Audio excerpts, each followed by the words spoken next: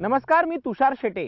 News 18 लोकमतच्या आदिवासींची डोंगर दऱ्यातली होळी या विशेष कार्यक्रमात आपलं स्वागत आहे।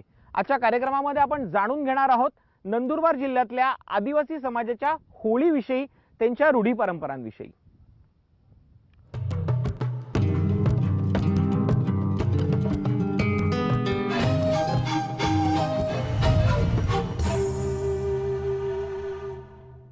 आदिवासींची दिवाळी अशी ओळख असलेला होळीचा सण सातपुड्याच्या पर्वतरांगांमध्ये पार पडतो आहे। नुकतीच काठीची राजवाडी होळी ही सुद्धा पार पडलेली आहे आणि यानंतर सातपुड्याच्या पर्वतरांगा पुढचे 5 दिवस होळीच्या उत्साहानं दुमदुमून जाणार आहेत। काय आहे काठीची होळी, ही होळी पाहण्यासाठी का होते लाखोंची गर्दी, या संदर्भातला विशेष रिपोर्ट पाहूयात।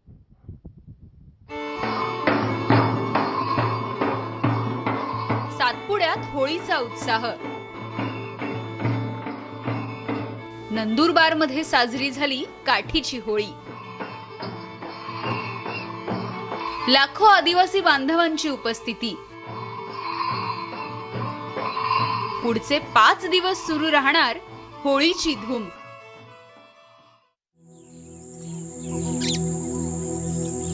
नंदुरबारच्या दुर्गम भागात वसलेलं हे काठी गाव। काठी गावात साजरी होणारी राजवाडी होळी हे इथलं प्रमुख आकर्षण। आदिवासी समाज जीवनामध्ये अतिशय महत्त्वाचं स्थान असलेल्या राजा पांटा आणि गांडा ठाकूर यांनी हा होलिकोत्सव सुरू केल्याचं म्हटलं जातं।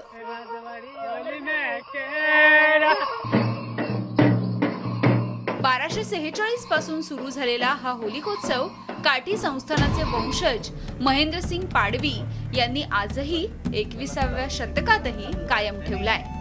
आता बघा, होळी जी आहे ही सतयुगापासून आहे। हां, तर ही जी परंपरा आहे म्हणजे ते भक्त प्रल्हाद पासून असं, पण इथले जे काठी संस्थानाचे जे मी तुम्हाला सांगितलं की राजा चंद्रसिंगजी ऋतुजी सरकार यांच्यापासून ही काठी संस्थानापासून या सातपुडा परिसरात होळीचा सण साजरा केला जातो।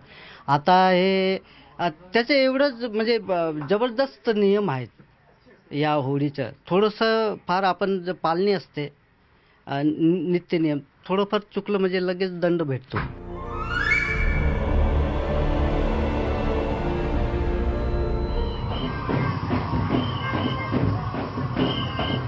ढोल, बासरी, शिट्ट्यांचा आवाज आणि आदिवासी बांधवांचा पारंपरिक पेहराव इथे येणाऱ्या प्रत्येकाला भुरळ घालतो।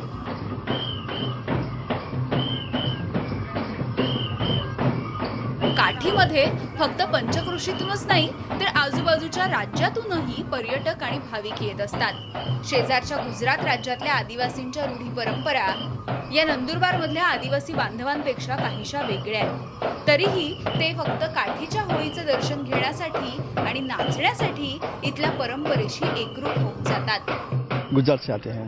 अच्छा, महाराष्ट्र का नहीं है, गुजरात का है। ओके, तो मुझे ये बताइए, जो परंपरा यहाँ के स्थानिक आदिवासी रखते हैं उसी तरह से आप अपने बाबा बुधिया निकाले हैं, मेकअप किया है, गुजरात से आते हैं, क्या यही रीति रिवाज परंपरा गुजरात में भी है? नहीं, गुजरात में नहीं है। जो गुजरात में माल सामोट है वहाँ उस सेम टू सेम रिवाज है। संस्कृति जो आदिवासी की संस्कृति है वो गुजरात में भी है, लेकिन महाराष्ट्र के जो बॉर्डर पर है वो संस्कृति महाराष्ट्र और गुजरात की सेम है। इसलिए जो हमारा जो संस्कृति है इसलिए हम नाच गान करते हैं और ये होली माता है उसके 1 घंटा तक पूजा करते हैं।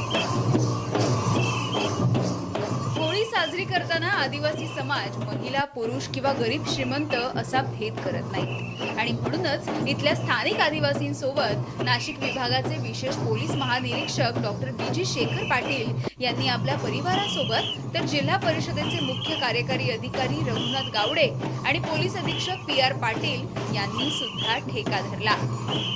होळी ही सतयुगापासून साजरा केली जाते, परंतु जो आमच्या काठी संस्थान सातपुडा परिसरामध्ये आदिवासी एरियामध्ये जे होळीचं जे महत्त्व आहे, होळी म्हणजे जी साजरा केली जाते ती खरोखर बघण्यासारखी। आणि एकदा माणूस इथे बघायला आलो तर तो दरवर्षी वारंवार येत राहील अशी ही होळी आहे। होळीच्या काही दिवस आधीपासून होळीची तयारी सुरू होते।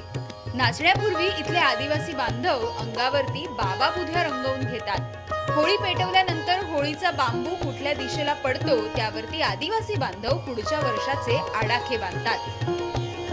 आमच्या गावातला प्रत्येक कुटुंबातले माणसं हे होळीचे दर्शन घेतल्याशिवाय जेवण करत नाही आणि होळीचं दर्शन हे रात्रभर या ठिकाणी होतं। 5:30-6 याच्या दरम्यान होळीला सजवतात आणि आग लावतात। त्याच्यानंतर इथे आलेला माणूस हा त्या होळी ज्या ठिकाणी जाळली जाते त्या ठिकाणी आपल्या कपाडाला तो राख लावतो आणि इथून परत जातो। अशा पद्धतीने वर्षानुवर्ष हा सण या ठिकाणी उत्साहात साजरी होत असतो। या सणामुळे आदिवासींना एक जीवन जगण्याचे सामर्थ्य शक्ती भेटते असं प्रत्येकाला वाटतं। काठी संस्थानाच्या या होळीत कोणालाही आमंत्रण दिलं जात नाही की कुणाला स्वागताचे हार तुरे देऊन त्यांचा मानसन्मानही केला जात नाही।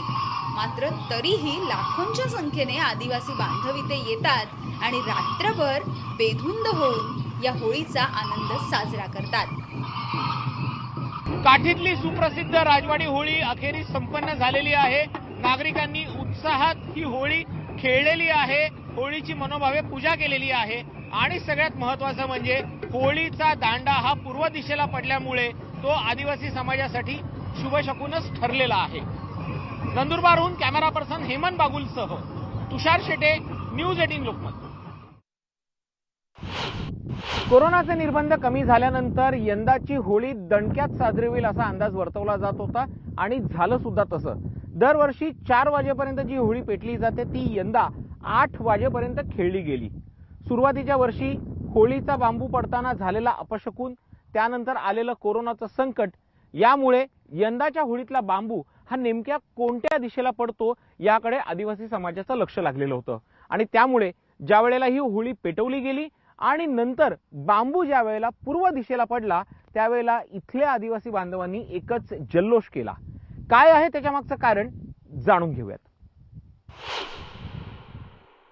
ज्या क्षणाची आतुरतेने वाट पाहत होतो तो क्षण आता आलेला आहे।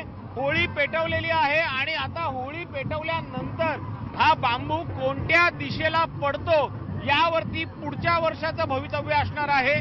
मागच्या वर्षी म्हणजे कोरोनाच्या निर्बंधाच्या आधीची जी होळी झाली होती त्या होळीत हा बांबू पेटवला गेला होता, मात्र तो बांबू कोणत्या दिशेला पडण्याआधी तो तुटला होता आणि त्यानंतर आपल्यावरती कोणतं तरी संकट येणार हा अपशकुन आहे याची कुणकुण इथल्या आदिवासी बांधवांना लागलेली होती आणि त्यानंतरच जगावरती संकट आलेलं आहे असं त्यांचं म्हणणं आहे।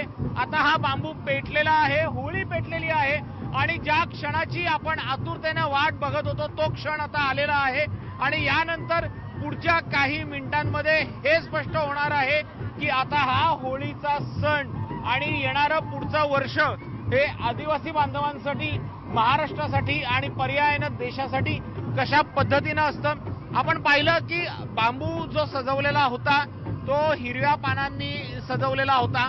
या होळी पेटवल्यानंतर या होळीभोवती आजूबाजूला सगळे नागरिक जे आहेत ते फेर धरून नाचायला लागलेले आहेत। मी माझ्या कॅमेरामॅनना विनंती करेल की त्यांनी डोंगराच्या बाजूचा लेफ्ट साईडचा भाग दाखवावा, तिथे सगळे नागरिक मोबाईल मधनं फ्लॅशलाईट लावून हा सण आपल्या कॅमेरामध्ये, हा क्षण आपल्या कॅमेरामध्ये कैद करण्याचा प्रयत्न करतायत। त्यामुळे असं वाटतंय की डोंगरावरती तारे हे किंबहुना आकाशातल्या चांदण्या आता ह्या डोंगरावरती अवतरलेलेत का। अक्षरशः काही मिनिटांमध्ये ही होळी पेटलेली आहे आणि ज्या वेळेला ही होळी पेटवली गेली त्यावेळेला इथल्या नागरिकांनी एक वेगळा जल्लोष केलेला आहे। नंदुरबारहून कॅमेरा पर्सन हेमंत बागुलसह तुषार शेटे, न्यूज 18 लोकमत। डोंगर दऱ्यातली होळी या न्यूज 18 लोकमतच्या विशेष कार्यक्रमात वेळ झालेली आहे एका छोट्याशा ब्रेकची। तुम्ही कुठेही जाऊ नका, पाहत रहा न्यूज 18 लोकमत।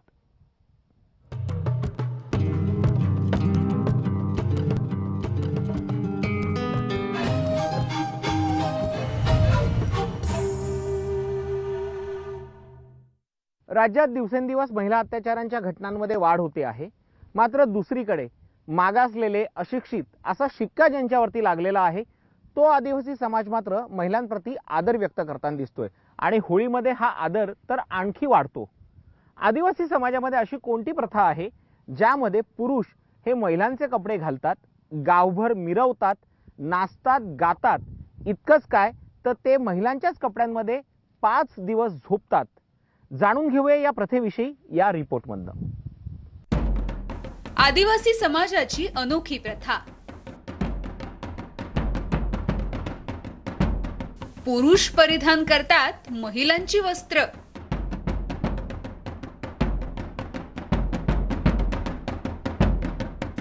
महिलांच्या गौरवाची अनोखी परंपरा.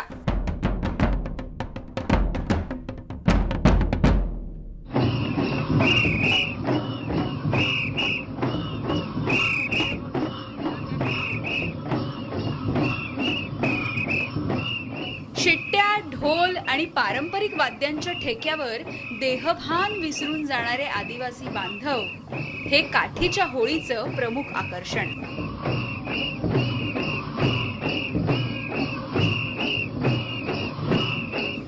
मात्र स्त्री वेश परिधान केलेले आदिवासी बांधव आकर्षणाचं केंद्रबिंदू बनतात.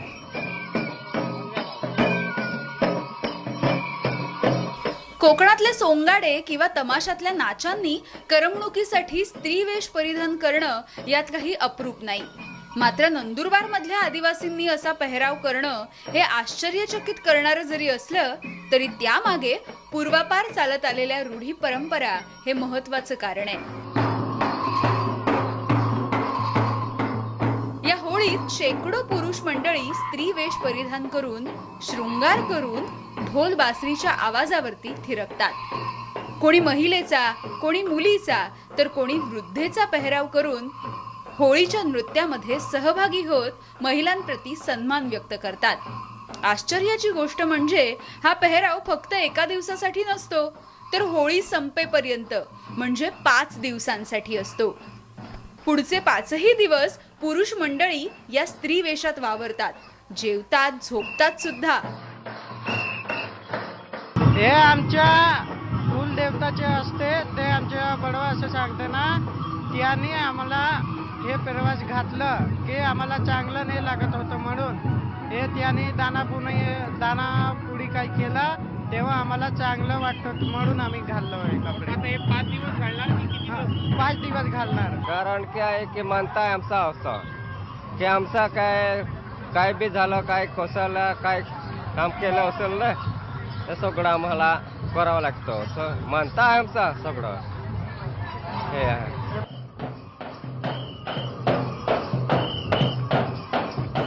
यहामोगी ही आदिवासींची कुलदैवत आहे. संपूर्ण समाज यहामोगी मातेला आदर्श मानतो आणि म्हणूनच आदिवासी संस्कृतीत महिलांना अनन्यसाधारण मानसन्मान आणि महत्त्व सुद्धा दिलं जातं. पुरुष मंडळी मेकअप आणि वेश असा परिधान करतात की लांबून खरंच त्या महिला आहेत की पुरुष हे ओळखणं सुद्धा कठीण आहे. महिलांच्या वेशात मोठ्या रुबाबात वावरणारे हे आदिवासी बांधव याच वेशात संपूर्ण सातपुडा सुद्धा पालथा घालतात आणि या दरम्यान ते आपल्या घरी देखील जात नाहीत, कारण त्यांच्यासाठी महिलेचा वेश परिधान करणं हे सोंग नसून ते व्रत आहे.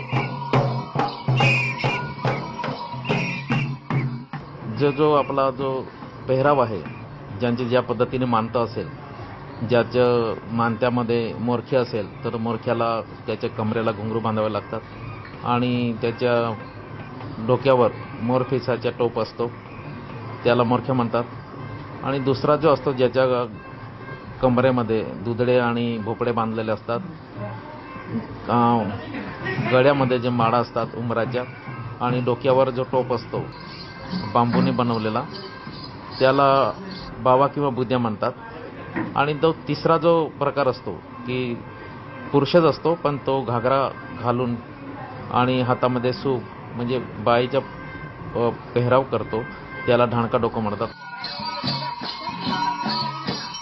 सुरू होते म्हणजे पौर्णिमेचा दांडा पडल्यानंतर जे याचा मान करतात ते त्यांना अनवाणी चालावं लागतं, ते खाट्यावर बसू शकत नाही, त्यांना महिलेजवळ जाऊ म्हणजे पूर्ण महिलेजवळ जाणार नाही, मासिक पाळी आली असेल त्या बाईचा हातचं पाणी पिणार नाही, हे सगळे आणि पायी त्यांना वेगवेगळ्या होडींमध्ये जावं लागतं आणि जवळपास 5 होड्या तरी ते करतात. होळीसाठी महिलेचा वेश परिधान करणाऱ्या पुरुषांना अनेक काटेकोर नियमांचं पालन करावं लागतं. पादत्राणा न घालता अनवाणी फिरणं, पलंगावरती न झोपणं, 5 दिवस घरी न जाणं हे त्यांना पाळावं लागतं. हे व्रत दिसायला जरी सोपं असलं तरी सुद्धा अंमलात आणायला खूप कठीण आहे.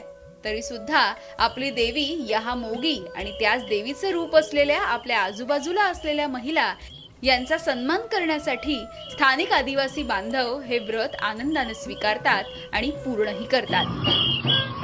त्यामुळे फक्त महिला सक्षमीकरणाच्या बाता मारणाऱ्या पुरुषांनी खऱ्या अर्थाने या आदिवासींचं अनुकरण करावं असं म्हटलं तर काही चुकीचं ठरणार नाही. नंदुरबारहून कॅमेरामन हेमंत बागुलसह तुषार शेटे, न्यूज 18 लोकमत. नंदुरबार जिल्ह्यातल्या आदिवासींसाठी होळी हा दिवाळीपेक्षा कमी सण नसतो आणि म्हणूनच होळीच्या दिवशी आप्तेष्टांना बोलवलं जातं, नातेवाईकांच्या पंगती उठल्या जातात आणि होळीचा सण एक आगळ्या वेगळ्या पद्धतीने साजरा केला जातो. अनेक घरांमध्ये पंचपक्वान्न तयार होत असतात आणि नंदुरबारमधल्या एका अशाच घरातल्या किचनमध्ये न्यूज 18 लोकमतची टीम गेली आणि जाणून घेतलं त्या किचनमध्ये नेमकं काय शिस्त आहे. प्रत्येकदा जसं आपण दिवाळीमध्ये एकमेकांच्या घरी पाहुणे म्हणून जातो तसे इथल्या गावची परंपरा आहे की इथल्या स्थानिकांच्या घरी तिथलीच लोक ही जेवणासाठी जातात आणि अशाच एका नंदुरबारमधल्या आपण घरामध्ये आलेलो आहोत जिथे आता पत्रावळी उठणार आहेत, पंगती बसणार आहेत आणि पाहुण्यांसाठी जेवणाची तयारी जी आहे ती सुरू झालेली आहे. सासू सुना दोघीही मिळून जेवण तयार करायला लागलेले आहेत. आपण त्यांच्याशी बोलण्याचा प्रयत्न करूयात. होळी निमित्त आज तुमच्याकडे काय स्पेशल आहे?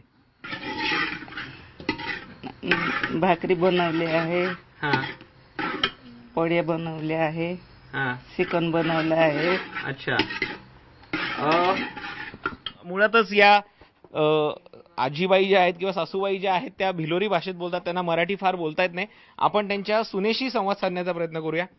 मॅडम, तुम्ही मला सांगा की जसं होळीसाठी स्पेशल मेनू असतो तसा आज तुमचा काय मेनू आहे? आज सर होळी म्हणजे आमच्याकडे एक पारंपरिक उत्सव आहे. म्हणजे जसा आपला दिवाळी असतो त्याप्रमाणे आमच्या समाजात म्हणजे आमच्या जातीत आदिवासीत होळी हा मुख्य सण आहे. तर आमच्याकडं या दिवशी आमचे जे नातेवाईक असतात ते लोक येतात. मग आम्ही त्यांच्यासाठी जेवण ठेवतो.